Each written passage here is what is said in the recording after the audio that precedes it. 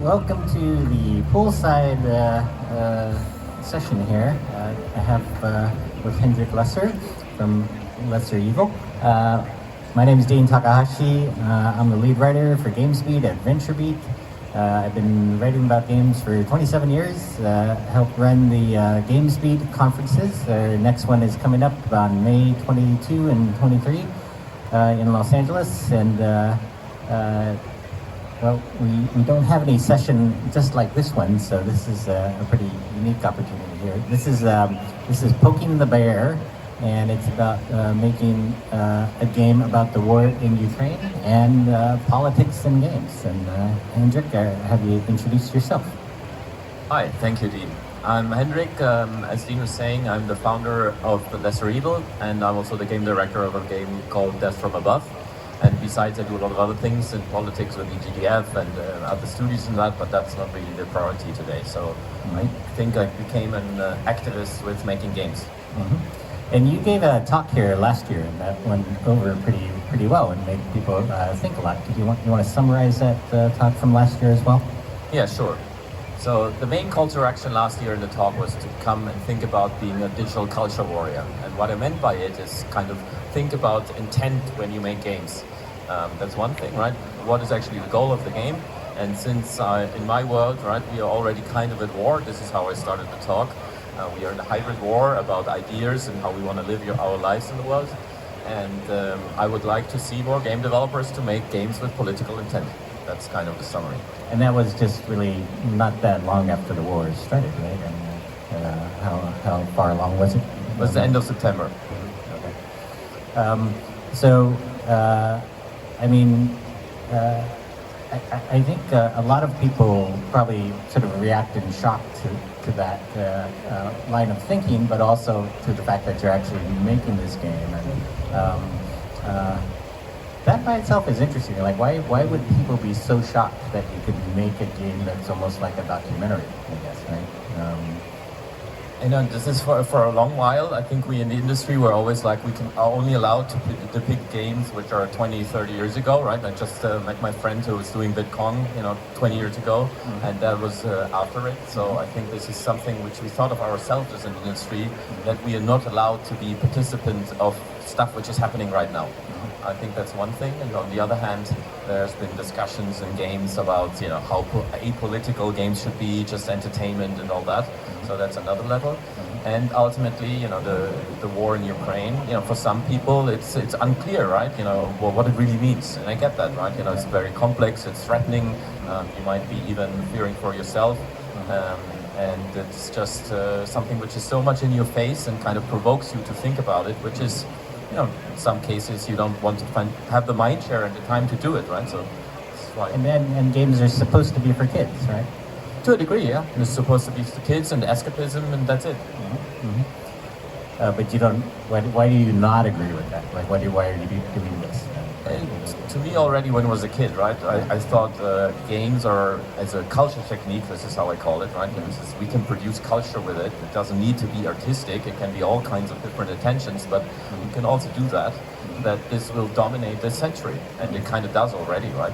It's digital, it's interactive, it's extremely social, as in multiplayer and in all these worlds. So I always thought it's so obvious that it's similar to the book or the movies. You can do many, many different things about it, and it's obviously not just a toy.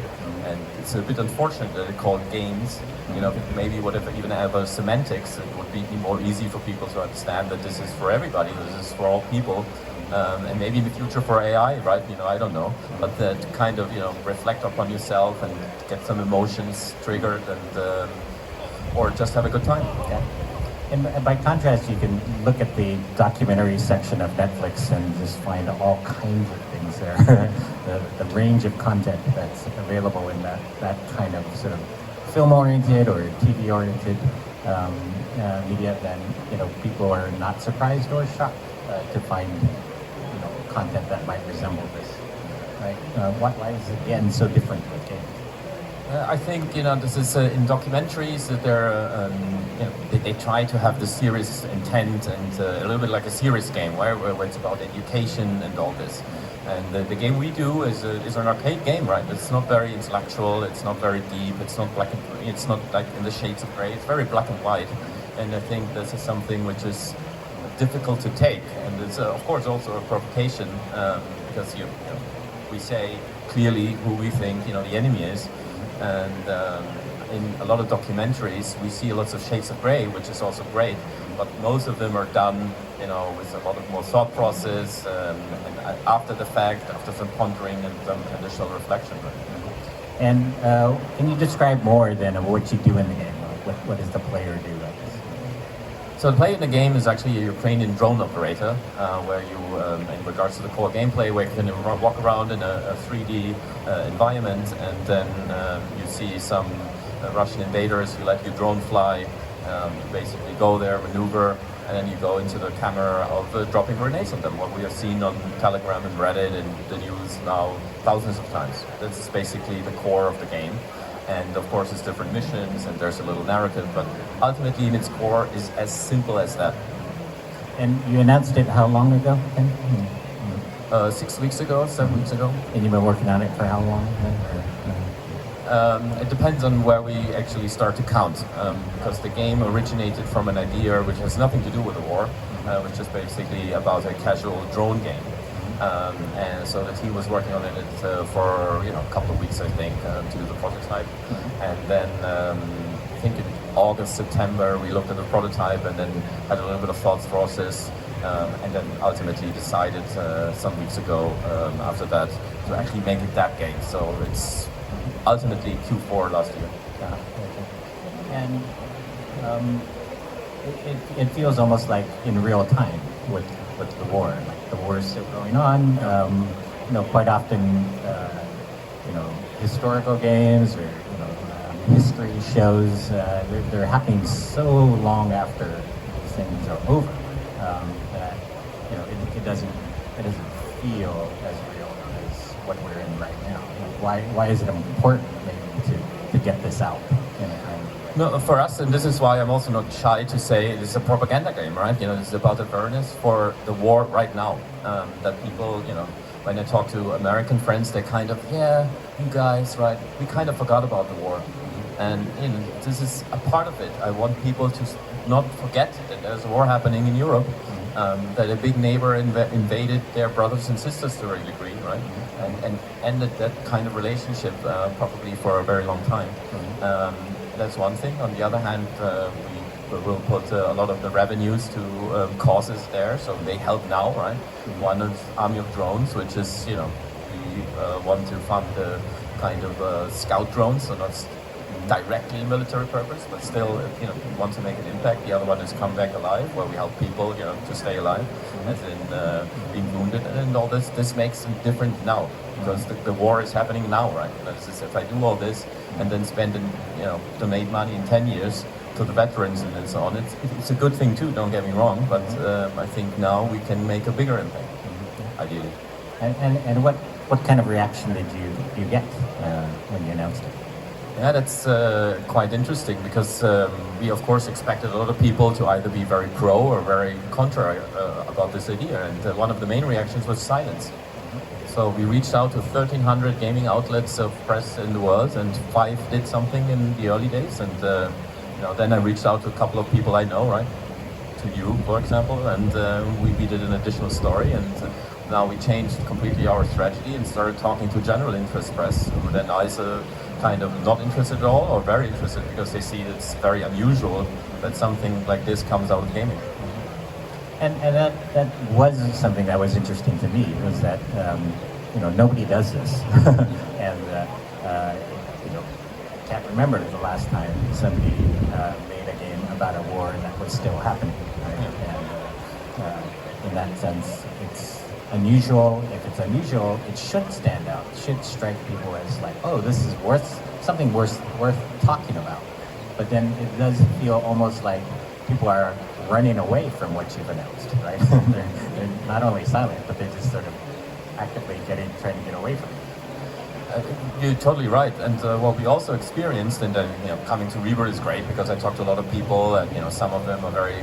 Just 10 minutes ago, first reaction is, "Oh, is that really morally good what you do?" And I'm like, let's have a discussion about it. And what's really great, I'm successful, right? This in the sense of I help people see this differently, have the discussion, dive in, see the different perspectives, and ultimately say, if you're not just in the abstract and absolutes.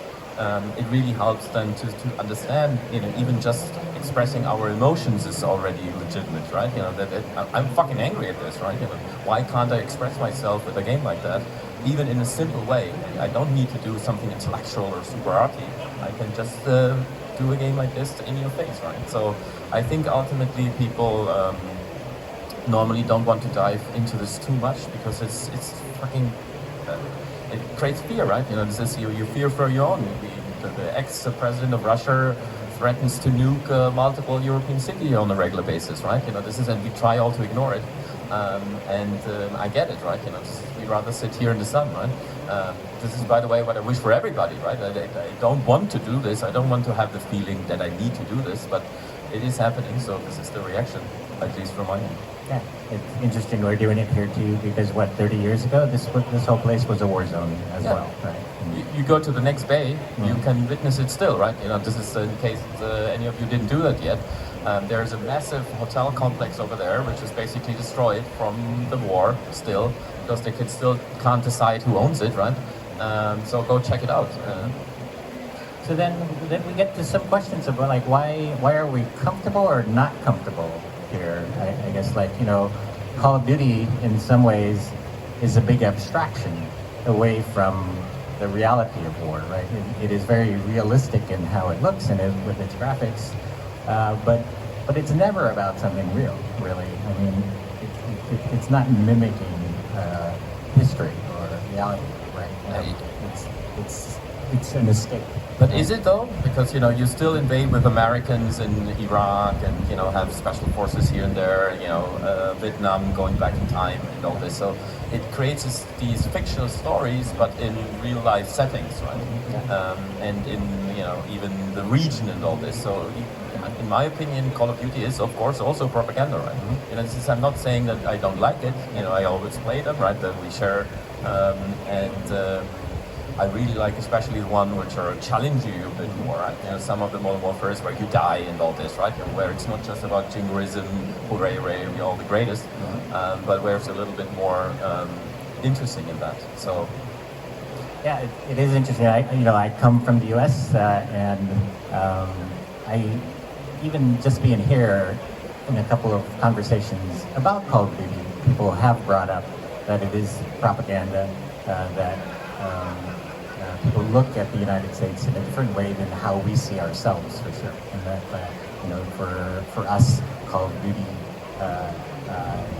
seems like it's a realistic depiction of the American military, whereas other people see it as this is in partnership with the military, something that we're pushing out into the world to try to,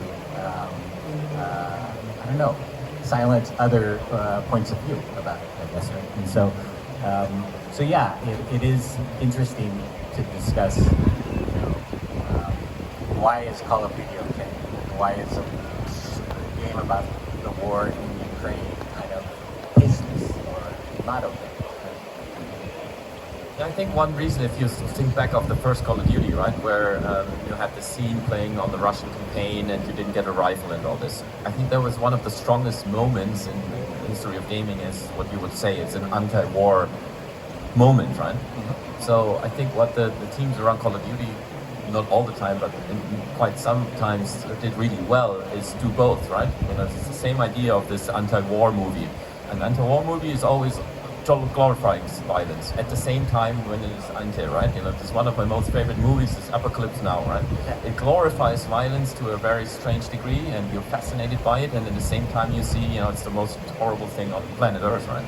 Like so helicopter attack on the Vietnamese village to the sound of Wagners, right, of the Valkyries. It's like what a beautiful scene. that Exactly, is, right? It's like you feel like that this is wrong and this is, I'm not saying great, but this is like, it feels epic. This is a term I use all the time. And epic can also be horribly, wrong, right? And I think it's interesting and it's necessary for us in gaming that we try to trigger these emotions and then have people to think about it a little bit more deeply, what's really going on and what actually, how that affects their own life. And getting into like some of the design choices that you're making, I mean, you are controlling a drone. You are an agent of death, really. I mean, Yes. You're not shying away from any of that, right? No. You're blowing up people, and you're blowing up tanks. You could just blow up tanks, right? And that would abstract the player away from what they're doing, I guess. But still. Yeah, but it's a very legitimate point, right? And we've thought about some of the first feedback on, one of the main attacks on the game is like, the contribs of the Russian army are, forcefully drafted in. Isn't it really bad of us to kill them? First of all, as you said and introduced me, the publisher called Lesser Evil. I'm not saying that we are the saints or that everything we do is awesome, right? I'm just saying, what we're trying to do in a virtual world, which is also, by the way, a big difference, obviously. It's not, we're not killing anybody for real. It is the lesser evil. And having the guys in there, I think is important, right? Because abstraction again, we could make an abstract strategy game of it, right? Mm-hmm. Who would play that? Already the people who are interested in the subject matter in the first place, right? This is, and we deliberately said, let's make something which everybody can pick up. The gameplay is easy, how the mission design works is easy, and I don't want, small kids talking about youth protection to play the game necessarily. I think they're too young to really understand what's happening there. But besides this, I want theoretically everybody to be able to pick it up. Mm-hmm. And then when we think about game developers, looking at a political situation and then running in the opposite direction from it, that has been happening a whole lot in the last decade or so. With Ubisoft saying that Far Cry is not a political game. Right? It's ridiculous, right? And Right, this is yeah. like, it is a ridiculous notion. It is, to be honest, I find this really despicable behavior because it's like saying something else is fake news or something or distorting truth, right? They make a game about you killing white supremacist religious zealots and then say, oh, no, it's nothing to do with politics. We don't want to offend anybody. Seriously? This is... In this case, I'm kind of, not saying we should kill those again in the physical world, but in a game, I'm all up for it, right? I loved it. I finished it. It's like, yay, hooray, right? I loved the music, the vibe, and I felt good about it, right? And isn't that also the intention by the game makers that I feel good about playing the game? And why can't I? Because I realized from the first second that this is political, and it actually resonated to me. Why not be honest about it? I don't get it. Yeah. But I think there is one point that everybody probably shies away from, and that is making a profit from war, right? And I think maybe when some of these companies make these games, that they're trying to be careful to step away from that impression that they're, we're a for-profit company, but we're not making money from war, right? That war profiteering phrase is a definition of evil, right? It's considered so tasteless to try to do that, right? I don't know if anybody's flung that in your direction, but I mean, you do have these non-profit causes you're supporting, right? So it doesn't stick as well to you. But what do you think of that sort of notion that we're so against these types of games because we don't want to be perceived that way? This is, to a degree, I think this is a very complex why that is that we, are so negative about war profiteering, which, especially if people do crazy profits and they sell bread instead of €1 for 10, right? That's kind of extreme and you're maximizing your profit. I think that's really bad thing, right? But nowadays, if the military-industrial complex of Europe is getting more ammunition done because we live under threat, if they make some profit, that's kind of their businesses. What do we expect now? That they are, changing the status to non-profits, right? I think it's a bit, we can't have both. We can't, protect ourselves and then everybody who's building that and taking certain risks, being entrepreneurial, whatever, should not profit from it at all. I think that notion is very strange. But as I said, I think, if you then find out, in the pandemic, people made crazy money with stupid masks, right? Selling them for $10 and buying them for 30 cents. Those guys to me are really, really bad people, right? I don't want to be connected to them at all. But if you do the same thing and you make whatever, 10, 15, 20% profit margin on this, be my guest, right? This is what entrepreneurship is about. Yeah, it does get easy to sort of see the hypocrisy, I guess, in the society, the way we live. There was a company I wrote about, a venture fund that got its second fund started last week called Vice Ventures. And they invest in anything that really is a vice, right? So like cannabis, gambling companies, sex tech, you name it, if it's a vice. And their stance on it was very interesting in that they said, we're investing in things where people are not doing harm to others. They may be doing harm to themselves, but not harm to others. And the woman who runs it said, would you rather have me invest in an oil company? Yeah. Right? And there's a certain, she's pointing out a hypocrisy about where we draw the line. And this again proves the point why we called it lesser evil, right? This is we're not trying to be the ultimate wisdom keepers or protectors of justice and for all, and we are making all those decisions on all the morals, because that's a slippery slope, right? I come from Germany, where traditionally people saying this is the ultimate truth, very bad thing, right? This is. I think we have to be a little bit more honest about things, a little bit more human in a way, right? Because vices are not going to go away, right? This is not anytime soon, for sure. So, do we have any questions in the audience already? I'm willing to go over there and step over with the microphone if anybody's thought of a question to ask it. Feel free, because, as Hendrik said, we haven't gotten a whole lot of feedback to this conversation. Yeah. So, yeah. If you have a question for us, by all means ask. All right. I'll keep asking if nobody else wants to ask. Let's see. So you brought up that phrase, a digital culture warrior, before. Do you want to explain that a bit more and talk about where that comes from? I came up with the phrasing of digital culture warrior, and the idea is that we take a little bit more ownership. And one of the Ukrainian journalists I was talking to about the game also asked me why I'm doing this, and I thought about it for 2-3 seconds. I said, because he wanted it very short, and I said, to fight back. Mm-hmm. So for me, a warrior is kind of reflective of a certain attitude to stand up and fight for their right, for whatever. In the situation kind of makes sense. It is, to me, in how I see the semantics of the warriors, it's not aggressive per se, but it's someone who has the will, the tenacity, the kind of conviction in the moment of threat to actually stand up and do something and not just run away. Mm-hmm. And I'm not saying that if you run away, depending on your circumstances, whatever, right? I'm not saying that everybody who does that is a coward, but I cherish the ones more who stand up and fight. Mm-hmm. And then the cultural side of things, right? Part of my talk last year is like, I hope there's a lot of people who play Civilization, right? And Civilization you can win with a culture war, right? You don't defeat everybody with military. You basically are so dominant with culture that you take them over. Mm-hmm. And that's ultimately my call, right? I'm not saying, let's all train with guns and, invade Russia tomorrow. And I think that would be stupid and madness. Mm-hmm. But let's find better ways to produce different kinds of culture, that this is not happening again. That, at one point in time, and hopefully this has never happened, that we have conflict with China and Taiwan, but I think we are in this culture war, and I would like to win it that way, right? Not after we nuked everybody and let's see who stays still, alive, right? I think that will be a much more horrible outcome.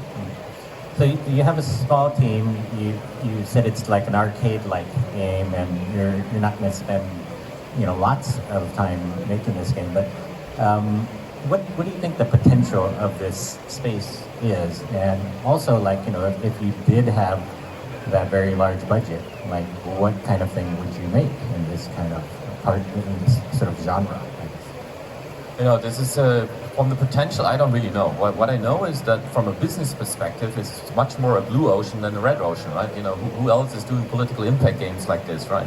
There has been a wave of social impact games, and of course, I'm not the only one making a game about the Ukrainian war, but a lot of the others are even smaller in size and where the guys are coming from. And by the way, this is important, right? I'm not the only one. There's guys in Ukraine making games about the war, and I think that is even more commendable what I do. But coming back to the question of what kind of games I would do multiple games for sure, right? You know, this is I mentioned different categories of, you know, I love strategy games. So I would love to make an interesting strategy game where it's connected to moral choices. For example, we have been playing RPGs with a lot of moral choices, and in Stellaris you have more narratives and such. But I think you can push this even more, like, you know, to a degree how it's also connected in games like Frostpunk or this War of Mine.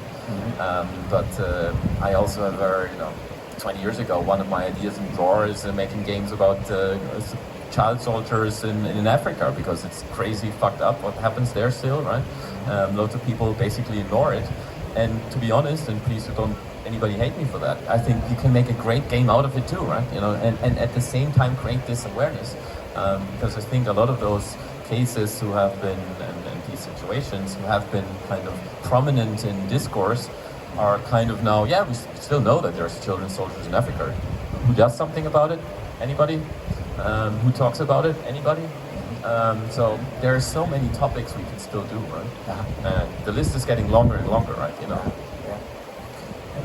You know, I think one of the games that made a big impression on me more recently was you know, Call of Duty Modern Warfare 2019, right? And you were it's a very realistic modern warfare game, and they really pushed it to the edge as far as the moral choices that you had to make, and the type of situations that you got put into. And I think they wanted to make that statement that this is what we're putting our soldiers, the situations we're putting them into. And you know, you're going in to clear a house, and it's full of civilians, and you have to figure out who the civilians are and who the terrorists are, and you shoot the ones that you think are the terrorists, right? And, some of them are women, some of them have, you know, babies they're trying to protect. And, there's kids in the room, right? Yeah, and you know, that made me feel very uncomfortable. And when I said this in a preview story, right, everybody piled on me, right, for saying, like, this game makes me too uncomfortable. I wonder if this kind of game really should be made, right? And you know, like the Call of Duty fans, a fair amount of them said, this is exactly the kind of game that we want.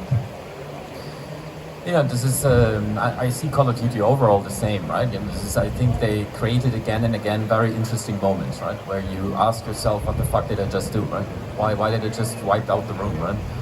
Is that really the right thing to do? It's kind of depicting what I mentioned before with this war and anti-war at the same time. You know, this is the Call of Duty you were talking about. I thought was a bit less cool in the sense of, I think they didn't really make a full decision on what the game is, because then you have a situation like this, and then the next scene is more comical, right? So the tone of the game was inconsistent, to me at least, right? So I think ultimately we're still experimenting with stuff like this, and there will be more and more and more. And, you know, this is, I don't know if you know, there has been a lot of propaganda stuff during World War II. There's a great documentary on Netflix called Five Came Back.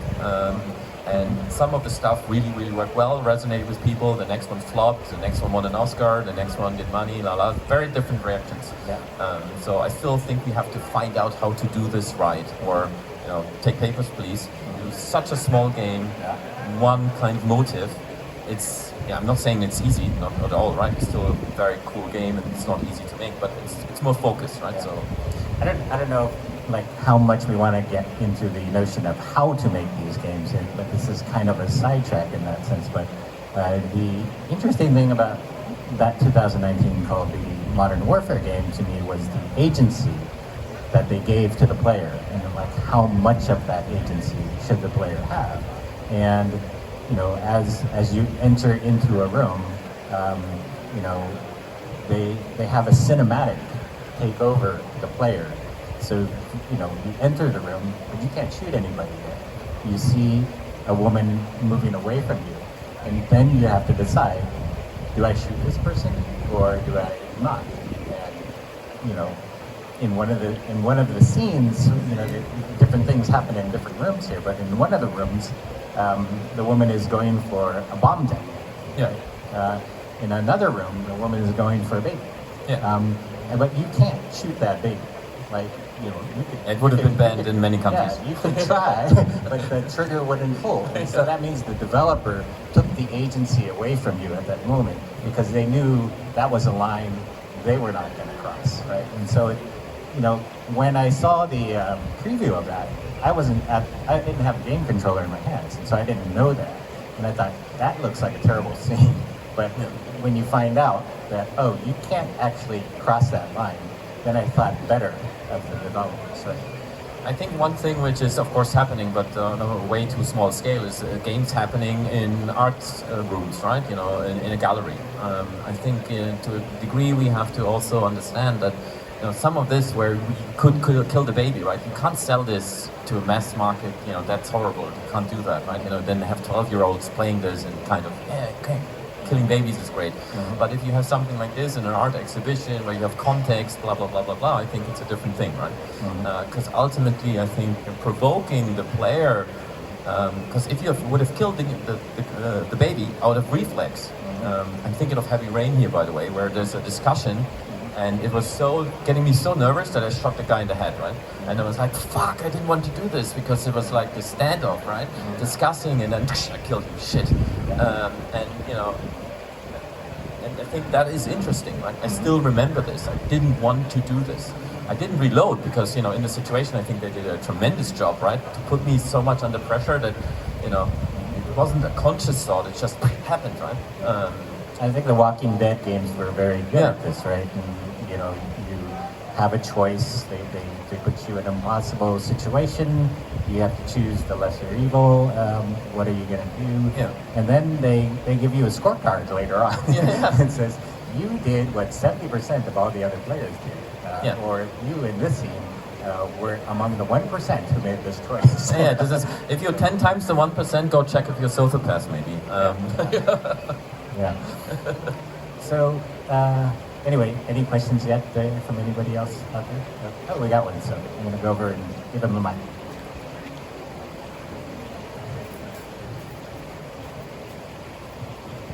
Hi, I'm curious about, I'm sure you've spoken to Ukrainians, and I'm curious about how they would react, because I don't have any expectations for how they would react, but I have friends who are in Ukraine, and I know I used to like military shooters and things like that, and once the war started, all of a sudden I just had this horrible visceral reaction where I was like, I'm playing and entertaining myself with weapons of war that are like killing people, and the abstraction all of a sudden went away, and it really took the fun out of things that I used to really enjoy. And I'm just curious what the reaction was from people in Ukraine when you talk to them about this game and how they experience it. It's probably a little bit different. I'm sure it's entirely different for them, so I'm just curious about how they reacted to it. First of all, we even have Ukrainians working on the game, right? The game designers from Ukraine. In my team, we have 20% Ukrainians, right?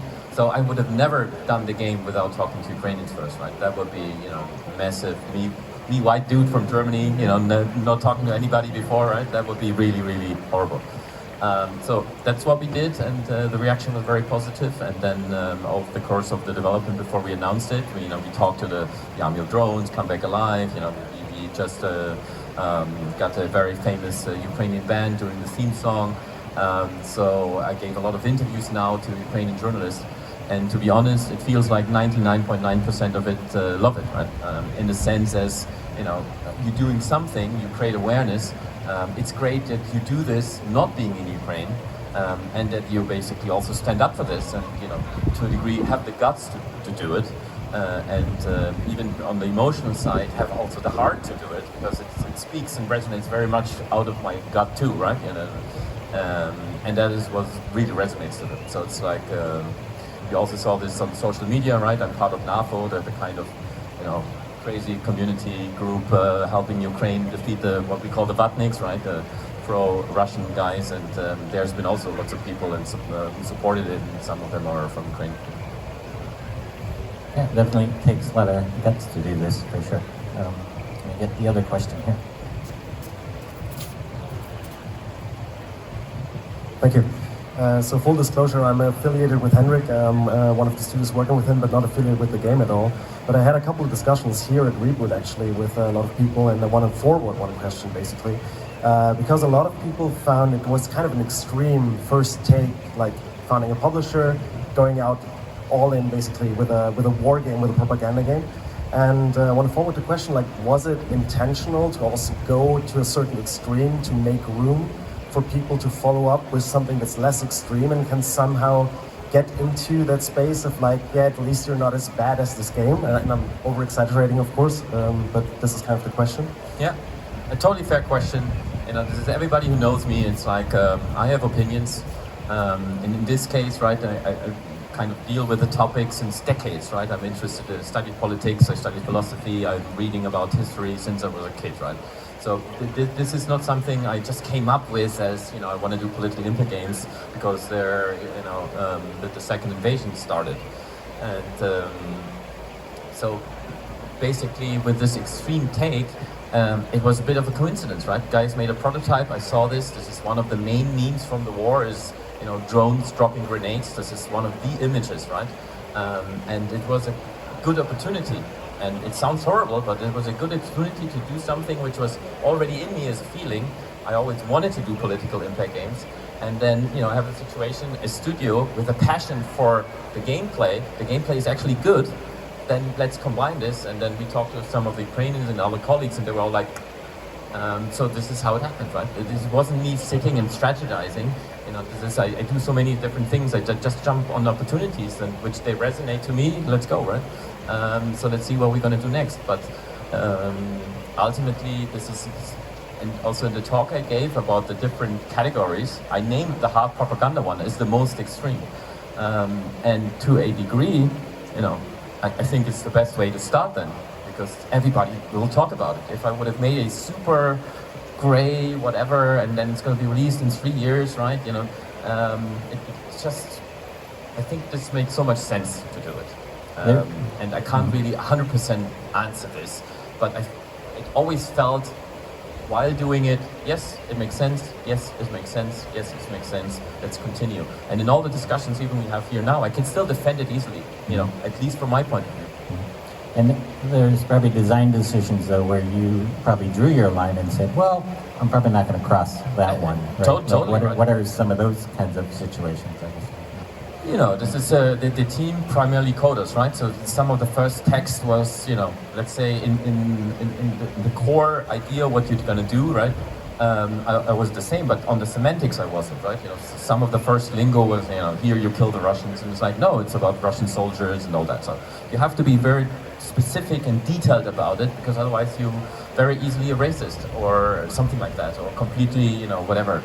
We don't have crazy physics in the soldiers, because I don't want, you know, Russian soldiers limbs flying through, you know, this is not what I want, right? I don't want crazy gore. I want to make a political point, right? So sure, it is about all kinds of details, right? You know, this is, give you another example. We were talking to the band, right? And about the lyrics, and in their first draft of the song, they said, yeah, blah, blah, blah, Russian boy, go home. And they said, you know, you have to change boy because we don't want to kill kids. You know, details like this, right, where you have to be very hawkish, otherwise, you know, and that's why I'm the game director, because I have all that background. I dived into all that, you know, the news and the history and all that to have a kind of firm idea which kind of moral minefield, let's call it like that, we have to go through. Do you have more questions, anybody? So one of my questions is, like, how does history guide you here? Like, when you think about all the things that have happened, you know, what can you draw a lesson from as you think about this and execute this, I guess? You know, first of all, it helped me to actually have a position on it, right? And this is from what I learned from history, and, you know, this is, I grew up with a colonial background. I'm a quarter Indonesian. My grandfather didn't marry my grandma because of racist. Or how could you marry an Asian? You know, and I don't look like it, right? And then I grew up in Germany, where everybody was making fun of, but I wasn't, because nobody knew what Indonesia was, right? So it's super weird, right? So this is, diving into this history and all this helped me to have a strong opinion on this. This is, sure, there's some stuff you can debate, who did what when, and blah, blah, blah. But ultimately, to me, it's crystal clear. Russia is the invader, this war is wrong, there's no justification, and so on. And to be able to do this is not just emotionally, it took me decades to actually formulate a very, in my opinion, educated and emotional opinion. Right? Mm-hmm. Yeah. And, to me, it's interesting that when we go up some levels to think about art and history, or art and reality, and we've got a lot of examples of this in the past, right? If you look at the Vietnam War in the 1960s, you had very popular songs like Bob Dylan's "Blowin' in the Wind," right? And those songs changed the sort of attitudes about the war, right? Marvin Gaye's song about what's going on, right? Yeah. And so those are like iconic songs that are always attached to all the Vietnam War movies, and the reason was because art was invading reality and trying to change what was happening, right? Yeah, but the Vietnam War is a great example. I think most people, also the Americans, knew that this was not a justified war, right? That this was wrong what they did, right? And it was, and in this case, and this is why I'm making pro-Ukrainian propaganda, right? Is that I don't think Ukraine defending themselves is unjust or anything like that. I think it's what first of all, what else should they do? And second, let us, who think of themselves as a liberal democratic society, support and help them as much as possible, because I believe they are protecting me too, right? And that is a certain logic which I completely then follow, and so this is why I create culture, right? I'm not comparing myself to Bob Dylan or anything, but this is this kind of it's the same trigger, and in this case I'm sounds very horrible, and don't just use that quote, I'm kind of pro about it, right, and not against it, right? So it's not protest culture in my sense. It's kind of let's fight back because they have to win culture, right? It's a bit different. Mm-hmm. Yeah. The other example I think of is in the McCarthy era of the United States, in the 1950s, when you had different Hollywood directors come under scrutiny, as whether they were anti-communist enough. Yeah. In their leanings, or if they were just pro-communist, and the McCarthy witch hunts really divided Hollywood, and then you saw some movies with the plots that were so very thinly veiled criticisms of this era, like On the Waterfront had a hero who was a snitch, really, who would have ratted out the communists, right? And then High Noon had a hero who was abandoned by all his friends when push came to shove, and it was basically they're just so thin veils of commentary on actual society. Right? To be honest, I think that's one of the darkest times of the United States, right? The McCarthy era was close to the fascist takes over, right? That's at least my point of view. And this kind of snitchism you mentioned is just like a very despicable human behavior, right? And in that kind of form, right? And then it even gets political and about who gets the next budget for the movie, and let's rat him out, right? He said something weird when we were smoking weed, right? That's very horrible, and I'm very glad that at one point in time, also the American society kind of pushed back and said, dude, you take it way too far. This has to stop, right? And that they did overcome. But you're totally right. It took also culture quite a long time to really discuss this and reflect this, and also fully say that this was really wrong. Yeah, and then you had Arthur Miller's *The Crucible* about the Salem witch hunts, really pointing out to this is exactly what you're doing now. A few hundred years later, is that you're doing some witch hunts. Yeah, exactly.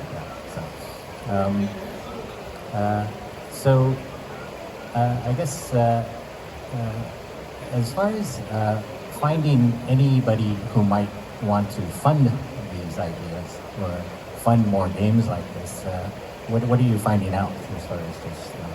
Does anybody take that kind of financial interest in this kind of?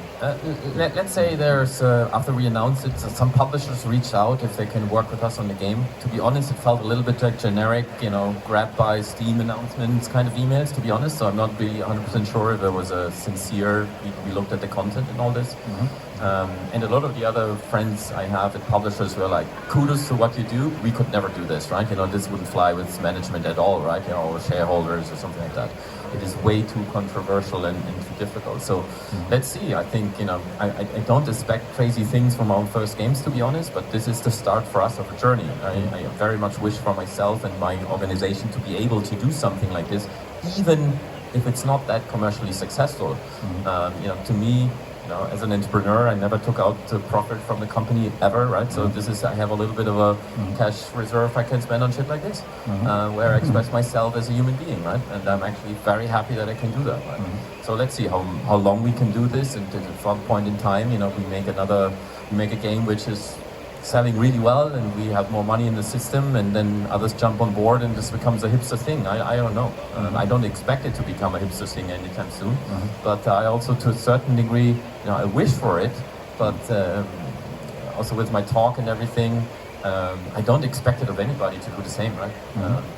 It seems like more likely the situation might be you get people expressing support for you, and then stepping backward from the line where you're standing on.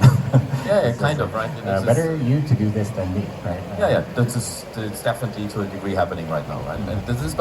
And I see it like this, every little ally I get, or every, person who was skeptical, which I can help think about this in a different way, already is a win to me, right? This is going to be a long journey, I did a lot of politics before, right? We lobbied for subsidies for 10 years plus, so I have patience, guys, right? I'm a long-term guy. So. And what keeps you going then? Like, why do you want to sort of put yourself in this tough position? To quote Will Ferrell, it's provocative, it keeps me going, right? If you know that quote. This is why I'm happy to be, a human and alive, right? I can do stuff, and I can just decide to do something like this. And I live in a free society, and then seeing the feedback loop, that's highly exciting to me, right? To me, doing things differently, and coming up with new ideas, that's what gets me up in the morning. And besides that, of course, working with so many, we now work with 500 developers in our family. That's crazy great. As in the sense of, I see so many people, we help and coach and mentor, and then, how we always call it, first we help to empower them and then emancipate, and then if they still decide to work with us, wow, great, right? We help build real, true partners, and that is all exciting to me. And we be part of this industry and shaping it, wow, what an honor, what a privilege, what a coincidence. It is interesting that you can do this as an indie, right? And that this is the part of the industry where you can operate without all kinds of censorship, right? But this is, I'm not sure if you asked me that, when I started to do also political stuff in games, and I was a product manager very early in my career, right? And we had Stronghold Crusader, a game Stronghold, you build castles, but in this one you invade the Holy Land, right?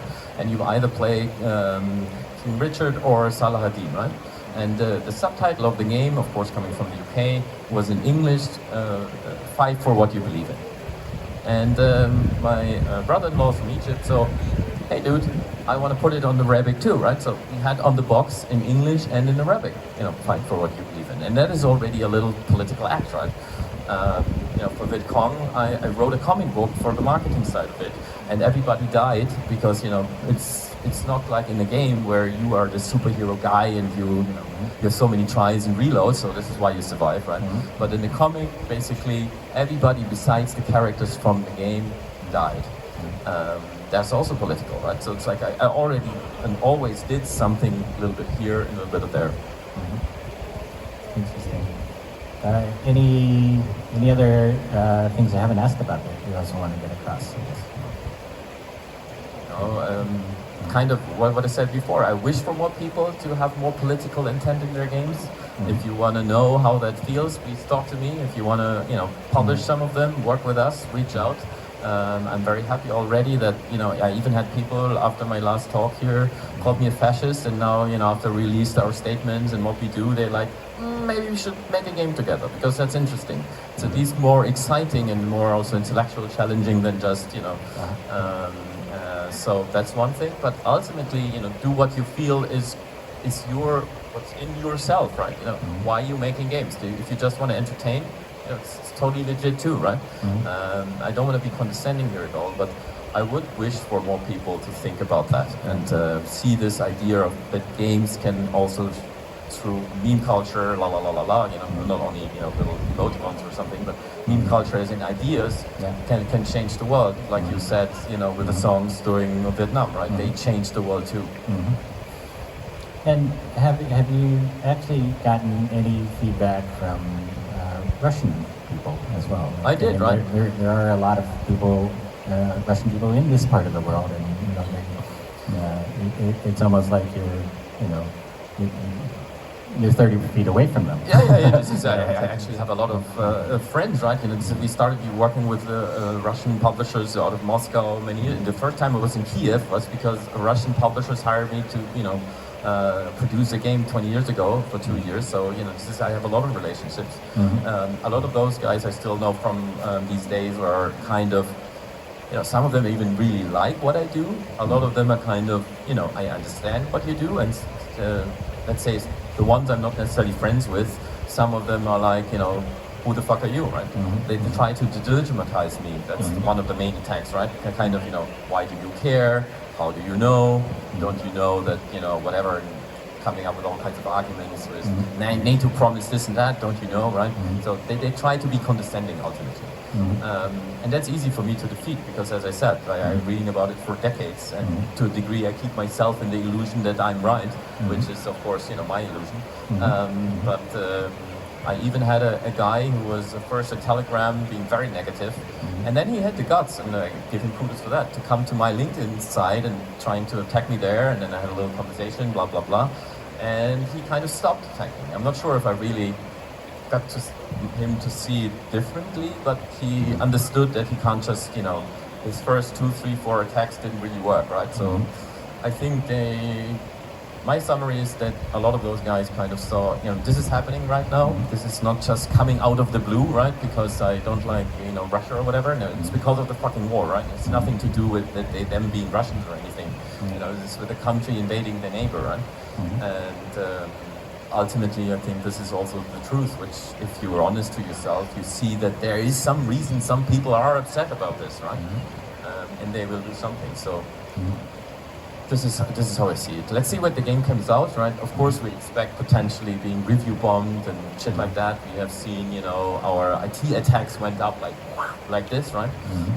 We have seen troll farms attacking us, where you see the same narratives from totally unrelated Twitter accounts, you know, and all that. But this is, don't get me wrong, but this is not something I didn't expect. This is part of the game. I expected this to happen, right? Because to be honest, I would do the same if I would be on the other side, right? Which is also sometimes helping to, I get what's happening to a degree. The only thing I hope for is that nobody kills me on the street, right? You know, but... Wow. Well, I mean, it is interesting. I think that, like, you know, 3 decades ago, this place was at war, right? And a couple of days ago, I went on the Game of Thrones tour in the Old Town, and one of the things the guide pointed out to me were the maps of the city that showed all the dots and all the red spots where 2,000 shells landed in the old city during the war. And you know, the city wants you to know that, and the guide wanted us to know that, right? And you know, they don't want it forgotten that their neighbors were dropping bombs on them, and that that was something that was happening in this place that is like paradise, right? But you know, the great thing is nowadays is also that, you know, there's a lot of people who actually were shooting at the forts, who, you know, not the people itself, but coming from their country, who are now here at the conference, right? So we can overcome this again, but we shouldn't forget, right? And again, I'm from Germany, you know, we shouldn't forget, right? It's one of the mantras I grew up with, and I totally stand behind. We shouldn't forget, right? You had a question?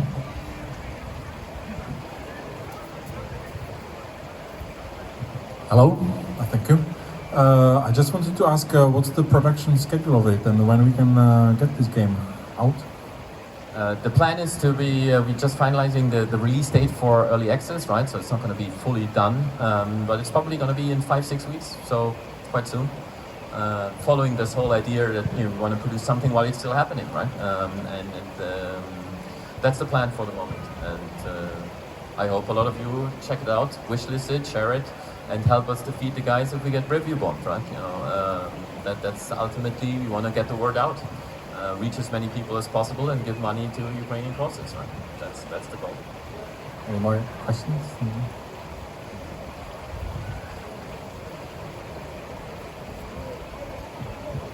Hi, I'm interested how making this type of game influences the game design process.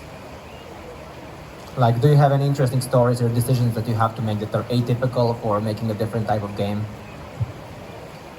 Ultimately, no. You know, this is it. Also, if you do another action game or shooter or whatever, you shouldn't say kill all the, you know. I give you an example, right? I worked on GTA, 2 of them, right? And GTAs had what they called kill frenzies. And some of them were like, kill all the Haitians. That's fucking racist, right? You know, this is, you can say, you know, kill the mobsters or, you know, but depicting it as a country or whatever. So I think in all games you should be very conscious, especially if you do potentially controversial, violent, political stuff, about details of it. So I don't think it's really that different, ultimately. But besides that, can I think of something else?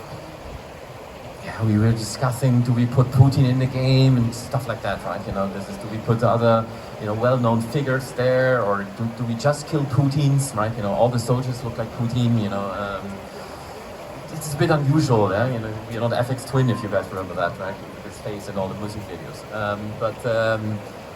So these kinds of choices. But ultimately, we still want to produce a fun game, right? It still needs to feel good. The controls need to be good. There needs to be good feedback loops. And that's all the same.